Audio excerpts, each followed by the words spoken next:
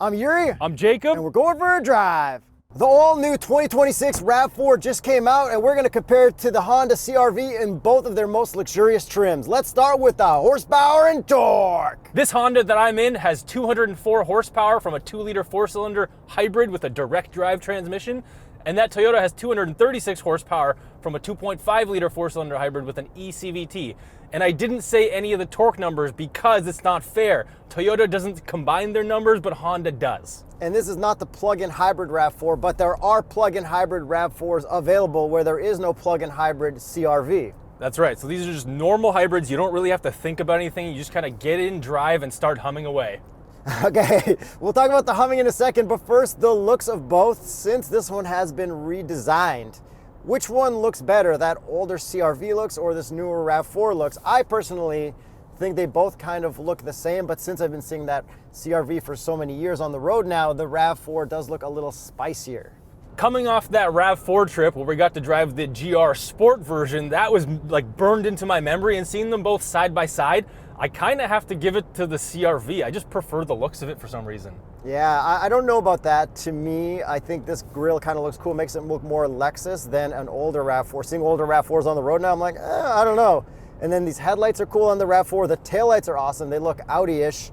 And then we also have nice wheels on here that aren't just black. Yeah, the black wheels definitely lose on this Honda. I know Honda really likes to do like black editions and blacked out wheels. I don't like those at all, so the Toyota definitely wins. But more importantly, right now, there's a rebate for Continental tires. Click the top comment for full details of the $110 rebate. And Yuri, what would be the Continental recommended tire for both of these? The Viking Contact 8, because it's winter, baby. Jacob got his VC8s on his car. I'm going to get some VC8s on my Grand Caravan when I get that, which should be any time now. And the great news is that tire is eligible for the rebate.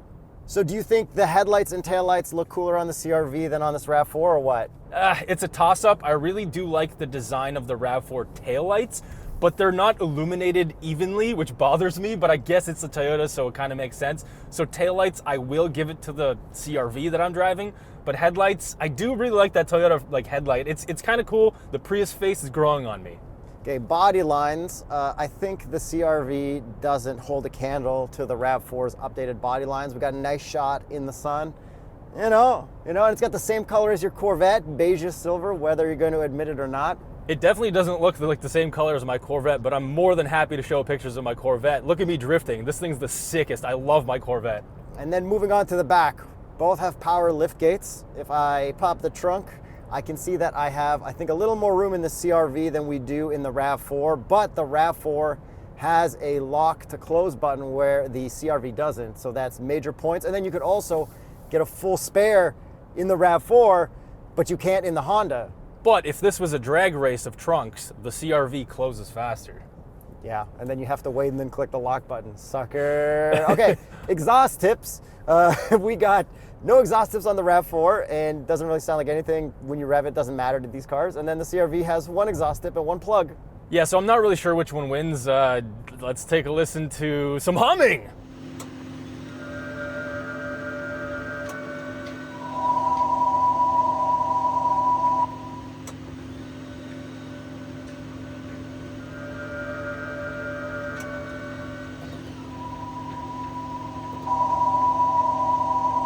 Okay, so they both make a humming noise from the outside because they're hybrids. When you put it in reverse, they hum extra loud. When you're driving around in just hybrid mode under like 30 kilometers on electric mode, they both kind of hum a bit, but the CRV hums way louder. It's way more annoying. Back to back, that one drives me more crazy. And I don't know if I could live with that humming. I don't even know if I can live with Ubers coming up to my house with that humming. Yeah, so I've been driving my son to school in this, and it's like a 30 kilometer per hour zone, so I can hear the humming while music is playing, while I'm talking to my son. It is actually pretty annoying. And I know in the comments you guys are gonna say it's a regulation. However, that car also has to adhere to the same regulation, and that one is definitely not as loud. And if you put this thing into reverse, it's even louder than this. Like, it's crazy loud in the CRV. They don't need to regulate this hard. Yeah, like what? I thought there was like noise pollution laws. We're not supposed to have loud exhaust, but we're gonna have loud humming? What is this? Yeah, anyway, it's just like incredibly annoying. I hate it. It is really annoying. Like, it's actually been a grievance that I've noticed this week that I'm like, man, this actually sucks. Yeah, I can't live with it. And then, okay, If we pop both hoods, I guess that's probably where the humming comes from. We got orange cables because they're both hybrids. The CRV has struts where the RAV4 doesn't. Who cares? Yeah, that was a noticeable difference. Maybe you're a mechanic, but not us. And then what is the TotalEnergies recommended oil for both of these suckers? For the Honda, it would be TotalEnergies Quartz Ineo X EC5 0W20, and for that Toyota, it would be Quartz 9000 Extra 0W8, and they both do pass the dipstick test, more importantly. Okay, what if we get to 0W0? Is that a thing? I don't know, it's just water at that point, I guess, 0W minus 5.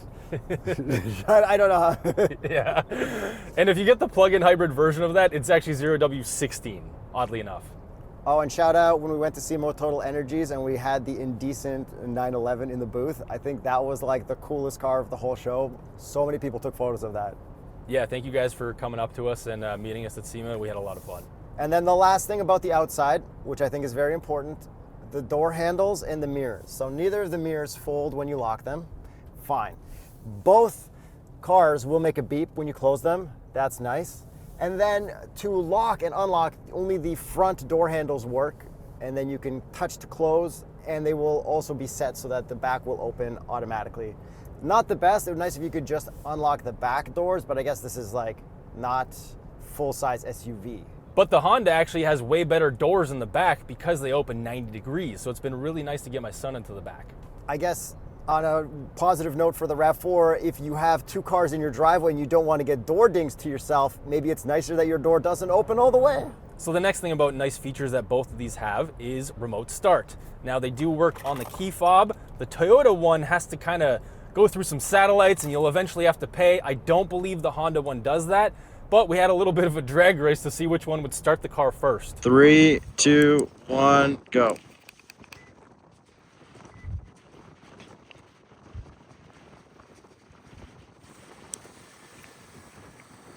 Is it on though? I don't know. It doesn't let, no, there's no lights. Nothing flashed. I don't care if this car wins or loses. I'm just saying it's frustrating.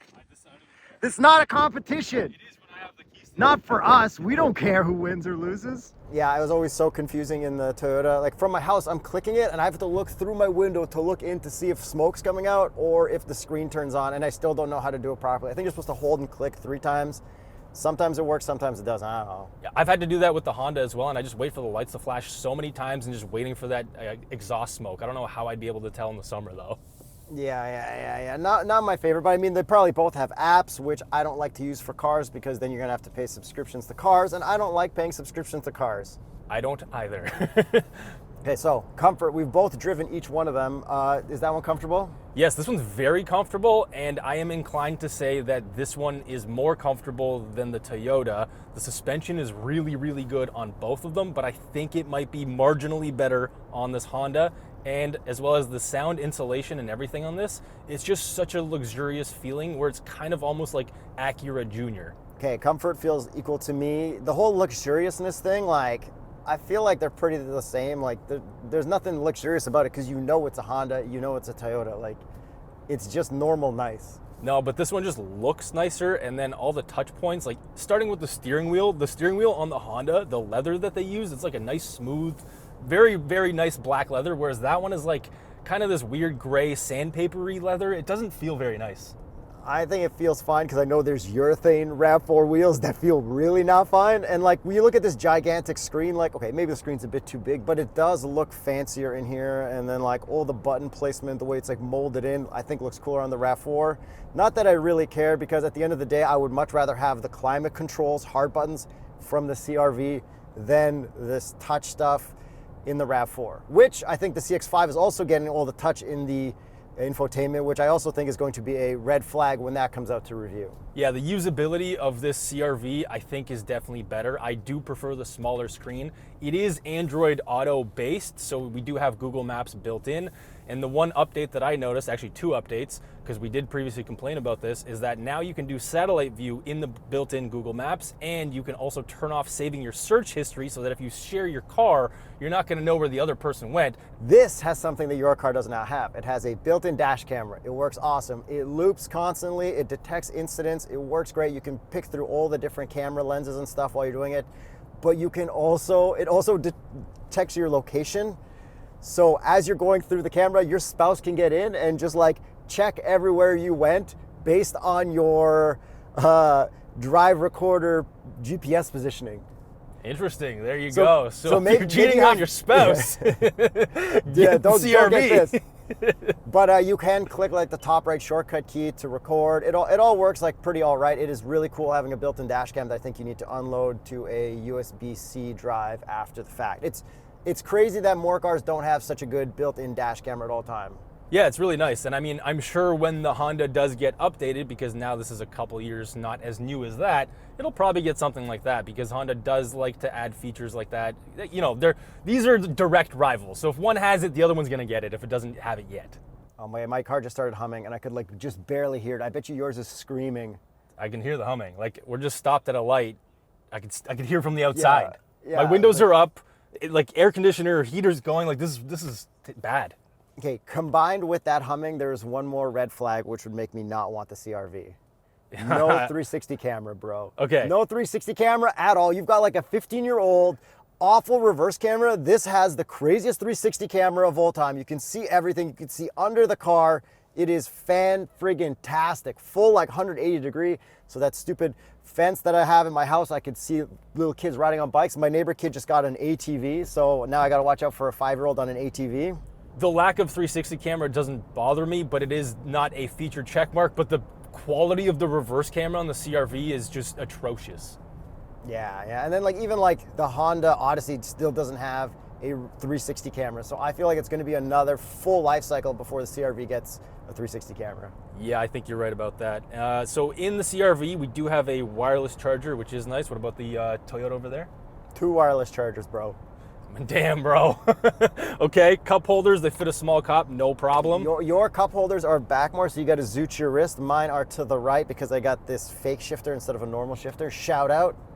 There's no zooching of my wrist, but I really do like to rest my hand on this regular shifter in the CRV. Like, I love that, actually. Oh, my car's braking on its own. Whoa, you see that? You got to turn off that thing in the gauge cluster. That's nice, luxurious. Okay, so this has a lot of safety features, a ton of safety features, which is great. It's got eye monitoring for your adaptive cruise lane centering, and then if you click this button at the top right, you can get a shortcut to your driving assist, and then view all to see all your driving assists. Pretty awesome. How about the Honda? I'm sure it has some of that stuff. I haven't really touched anything other than the adaptive cruise and lane keep assist. And the adaptive cruise is good. Lane keep assist could be better, so it's okay. Yo, it sounds to me like this RAV4 is beating the CRV in every single way, which makes sense because it is coming off a fresh update, so fresh that pricing is still questionable. Apple CarPlay, Android Auto, we have both in this, wired and wireless. Just like in the CRV. But I have noticed that every time I used wireless CarPlay in this RAV4, it wouldn't automatically connect. I had to go through the settings and click my phone and then connect to CarPlay. So -1 point, the Toyota infotainment team. And the CRV does have wired and wireless, and the addition of built-in Google Maps here, although it does not have Sirius XM, so that may be a point against. But more importantly, miles per gallon, okay? Mileage, these are hybrids, right? The Honda, it's gonna be pretty good. It's got a 2-liter 4-cylinder, right? You got a 2.5 big block. The Honda has 37 miles per gallon combined, and that Toyota has 44 miles per gallon combined, even more. Okay, I am seeing 6.2 liters per 100 kilometers, 6.1 liters per 100 kilometers, 5.8 liters per 100 kilometers on averages from previous days of driving. I couldn't figure out how to do a proper trip computer reset in this. It is a little bit confusing. This one currently shows me 7.8 liters per 100 over 250 kilometers, but that's also a lot of sitting, idling, so it's not exactly fair. Yeah, I don't know. Maybe they're about even. I would say they're definitely not about even. Where they're also not even is the towing capacity. This Honda, 1,000 pounds, which is maybe a couple bicycles on a little trailer. When towing is at 1,000, it's not even there. Just pretend like that doesn't exist. The Toyota in the most correct towing trim is up to 3,500 pounds. Okay, yeah, okay. Well, that's not this model, bro. I said in the most correct trim. So I guess if we're talking about different trims, go to tsp.truecar.com and find the trim that you would like for the CRV or the RAV4 or one of the competition. Yeah, because these are actually the best sellers from both of these companies and probably in this class. Okay, rewind. You said Sirius XM. This does have Sirius XM. You can use voice control to get to it since there's no tuning knob. It is a little tricky, and they got rid of the numbers of the channel. So you really need to know exactly what channel you want before diving into it, which I do not like, but it does have rewinding and that stuff. Sound system's good. How about your sound system? Good enough? More than good enough. I had no complaints listening to my Spotify this week. Seat presets on both of these cars, very nice. I noticed that in the back, where my child seat is, she could not reach the window switch, which can be a good or bad thing depending on your situation. And my son knows not to touch the windows, so I didn't have a problem with any of that. Do you fit in the back of both cars? Very comfortably front and back of both of these. Nice. And if you wanted to eat tacos and make a mess over your armrest, could you take it, flip it out, and put it upside down to the plastic side up and just eat spaghetti like AI Will Smith? Depending on how quickly I can break these hinges off, no, I can't actually. And then drive modes, you know, we both have a little bit of off-road drive mode, a little bit of sport eco drive mode, got an EV button, you know, nothing too crazy. Well, speak for yourself, bro. We don't have any off-roads over here. We have normal, eco, snow, and individual. Snow is Full off-road. sport. Snow counts. Snow counts. No, it I snows stand on by the that. road. My trail/snow button is my off-road, not my drive mode. Ah, yes. You have like 2 different buttons for off-roadiness. I don't have any of that stuff.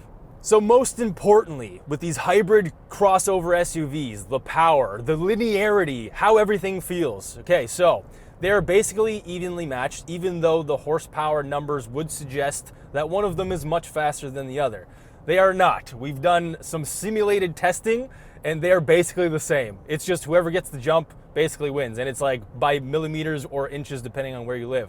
But the CRV does feel better to me because it feels more like an EV where that direct drive transmission, it just like slingshots you, and it just feels very smooth and kind of natural, at least very EV-like. And that Toyota kind of feels a little bit more coarse. The engine is a little bit louder. It feels like it's like CVTing more fake gears. So I prefer the powertrain in the Honda. I'll take that little CVT grinding noise in the background constantly over that hum. I just can't get over it, man. Should we switch it up and see if we have any final thoughts about driving the other one before we get to the price and decide which one we both like more? No, I'm really comfortable in here. You don't want to switch it up? No. All right, well, that's fair, because when I got in the CRV, I noticed that it was a little like roomier and cavernerier. What did he say? Which was kind of cool for a bigger guy like yourself, but I think it's called cavernous. yeah, that's the one. I feel perfectly fine in here, and I do really love this extra large moonroof. Yeah, I've got a pretty small moonroof, and looking down at my very nice climate controls, as I've been reminded of, I have heated seats and a heated steering wheel. Do you have heated seats and a steering wheel, or do you have cooled seats as well? I have heated seats, cooled seats, and a heated steering wheel, and at this park right now, while I'm adjusting my heated seats, I do not hear any humming. Okay, so let's do the visor test, Yuri, before we finish this car review. 3, 2, 1. Little pass. panel only. So Oh. this little panel, I can angle it up and block the sun in that specific way where that Defender Octa we reviewed, even though it had an extending one, couldn't cover my eye. Still a fail, though. Maybe I gotta put some respect on that little panel, all right? No. All right, with everything out of the way, I think it's time we get to the price. Here's where it gets funny once again. The CRV is $51,500, Canadian. and we don't yet have a price for that Toyota for any of the new RAV4s. Okay, but it's probably gonna be equivalently priced, maybe slightly higher since it has more features, right? 360 camera. I think it's pretty safe to say that it will be slightly higher priced than the Honda. And my whole reasoning where I didn't want to switch into that Toyota is because after this comparison, I would honestly go with the CRV. I hate the humming, Even though but the I like humming- everything else about this so much that I would still take this. That humming is so red flaggable. Like, I could not live with that. My wife was like, oh, that's not a big deal. And when I actually had a press car and then I put it into reverse, she was in the house. She's like, I could hear that echoing through the wall. And then my brother and then also my mom both have CRVs. I don't know how they ended up with CRVs, but they got non-hybrids. Thank God, or else I'd have to cancel all family reunions. Yeah, I mean, also a non-hybrid I'd take of this versus that as well.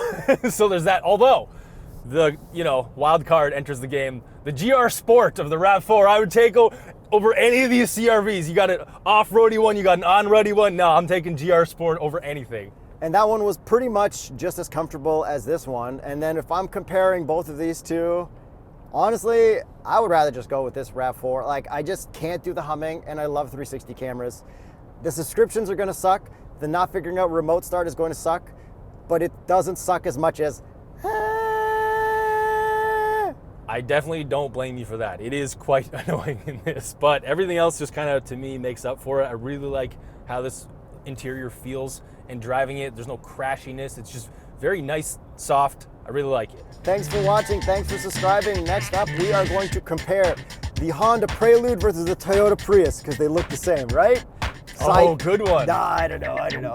Thanks for watching. See you at the next one. It'll be a Bugatti versus a Koenigsegg, just to balance things out a little bit. It will never happen. Never in our lives. I'm Yuri. I'm Jacob. And we just went for a drive. Watch this other SUV video.